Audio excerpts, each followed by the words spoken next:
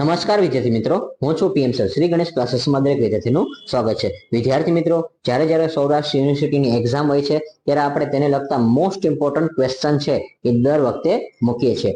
તો હવે આપણે વાત કરવાની છે તમારો જે સબ્જેક્ટ છે એક્સપોર્ટ ઇમ્પોર્ટ મેનેજમેન્ટ, તેના વાળું આપણે સોર્સ ઓફ વાળું લિસ્ટ આવી ગયું છે અને આપણી પાસે જ્યારે સોર્સ ઓફ વાળું લિસ્ટ આવે છે આઈએમપી ક્વેશ્ચનનું તે આપણે મૂકીએ છીએ. અને વિદ્યાર્થી મિત્રો, આપણે પહેલા વાત કરી કે તમારે જે આજે પેપર હતું બિઝનેસ એડમિનિસ્ટ્રેશન, તેના માટે આપણે આઈએમપી ક્વેશ્ચન આપેલા હતા. એમાં આપણે તમારો જે ક્વેશ્ચન છે સંચાલકીય કાર્ય અને ભૂમિકા સમજાવો, explain managerial function and role. તો આપણે જે યુનિટ 1 હતું એની અંદરનો ક્વેશ્ચન પહેલો જ તમને આપેલો હતો કે characteristics and importance of management and function. તો આ ક્વેશ્ચન તમને તમારી એક્ઝામમાં જોવા મળેલો હતો અને મેં કીધું હતું તમને 1 થી 3 માં જ ક્વેશ્ચન છે એ પૂછાવાના છે.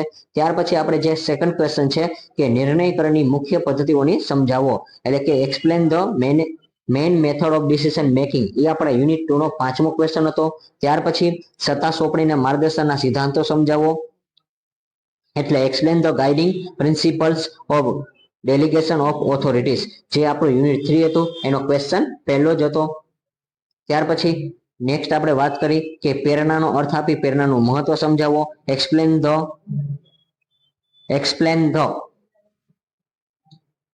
Meaning of importance motivation. તો વિદ્યાર્થી મિત્રો, તમને મોટિવેશનના કીધા હતા કે એના કેરેક્ટરિસ્ટિક અને ઇમ્પોર્ટન્ટ તમને પૂછાશે.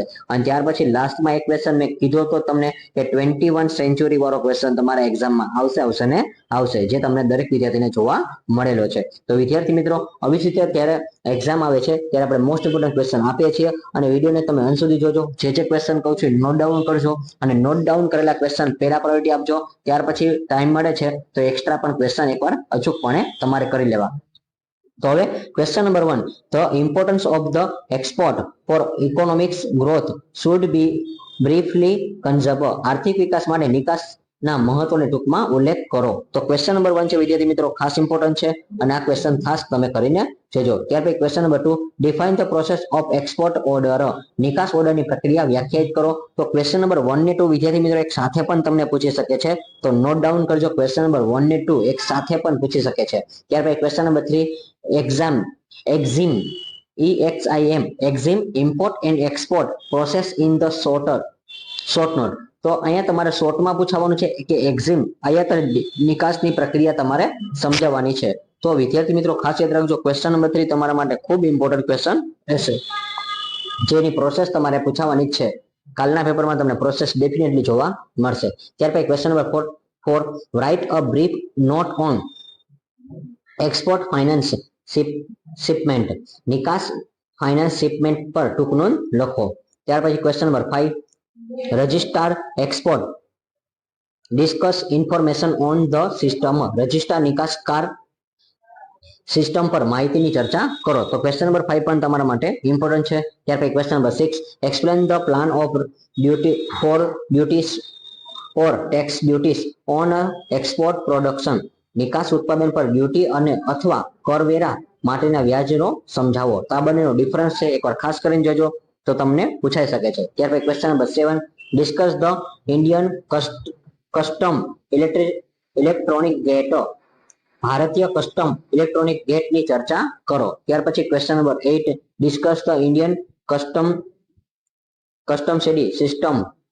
ભારતીય કસ્ટમ સિસ્ટમની ચર્ચા કરો. તો ક્વેશ્ચન નંબર 8 તમારા માટે ઇમ્પોર્ટન્ટ છે, નોટ ડાઉન કરજો. ત્યાર પછી question number 9, discuss the 2022 policy commission export preparedness index. નીતિ આયોગના નિકાસ તૈયારી સૂચકાંકની 2020 ની ચર્ચા કરો. તો ક્વેશ્ચન નંબર 9 છે વિદ્યાર્થી મિત્રો, તમારે કાલના પેપરમાં અચૂકપણે આવવાનો રહેશે. તો આ ક્વેશ્ચન ખાસ કરીને જજો. Question number 10, right a brief on emerging export in India. ભારતમાં ઉભરતી નિકાસની સંક્ષિપ્તમાં લખો. ત્યાર પછી question number 11, explain the characteristics of export management. નિકાસ વ્યવસાય લક્ષણોની સમજાવો. તો ક્વેશ્ચન નંબર 11 તમારા માટે ઇમ્પોર્ટન્ટ રહેશે. Question number 12, discuss the get in details with reference to TWO. WTO એટલે WTO ના સંદર્ભમાં અને ગેટની વિગતવાર ચર્ચા કરો. તો આ જે ક્વેશ્ચન છે વિદ્યાર્થી મિત્રો શોર્ટ નોટ સ્વરૂપે તમારે પૂછાઈ શકે છે. ત્યાર પછી question number 30 difference between a tariff and non tariff barrier, tariff અને નોન ટેરિફ અવરોધોને વચ્ચે સમજાવો. તો ક્વેશ્ચન નંબર 30 તમારે ઇમ્પોર્ટન્ટ રહેશે.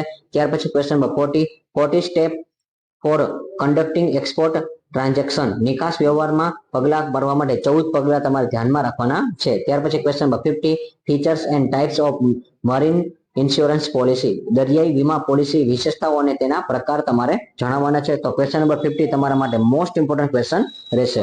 ત્યાર પછી question number 60 general objective of the exam policy, exam પોલિસીની સામાન્ય ઉદ્દેશો અને તમારા હેતુ પણ પૂછાઈ શકે છે. ઉદ્દેશ ને હેતુ પણ કહેવાશે, તો ખાસ તમે નોટ ડાઉન કરજો. તો ક્વેશ્ચન નંબર 60 પણ તમારા માટે ઇમ્પોર્ટન્ટ છે. તો ફરી એકવાર કહી દઉં છું, ક્વેશ્ચન નંબર 1 2 ઇમ્પોર્ટન્ટ છે, 3 5 6 ઇમ્પોર્ટન્ટ છે, ક્વેશ્ચન નંબર 8 અને 9 ઇમ્પોર્ટન્ટ છે, ક્વેશ્ચન નંબર 11 એન્ડ 30 ઇમ્પોર્ટન્ટ છે, અને ત્યાર પછી ક્વેશ્ચન નંબર 50 એન્ડ 60. તો આટલા મોસ્ટ ઇમ્પોર્ટન્ટ ક્વેશ્ચન છે. તો તમે કાઉન્ટ કરી લેજો વિદ્યાર્થી મિત્રો કે કેટલા ક્વેશ્ચન મેં તમને ટોટલ 16 ક્વેશ્ચન છે, એમાંથી પણ મેં તમને ઇમ્પોર્ટન્ટ ક્વેશ્ચન છે કહી દીધા છે. તો ખાસ તમે એકવાર યાદ રાખજો કે કયા કયા ઇમ્પોર્ટન્ટ ક્વેશ્ચન છે અને તે નોટ ડાઉન પણ તમે કરી લેજો. જો તમે નોટ ડાઉન કરેલા હશે તો તમને આરામથી આઈડિયા હશે, કારણ કે ટોટલ આપણે 10 થી 11 જ ક્વેશ્ચન IMP ક્વેશ્ચન આપેલા છે. આ અચૂકપણે કરજો, બાકીના પણ ક્વેશ્ચન એકવાર કરી લેજો. જો તમને વિડીયો ગમે છે તો મેક્સિમમ લાઈક કરજો અને શેર કરજો અને બીજા વિદ્યાર્થીને પણ માહિતી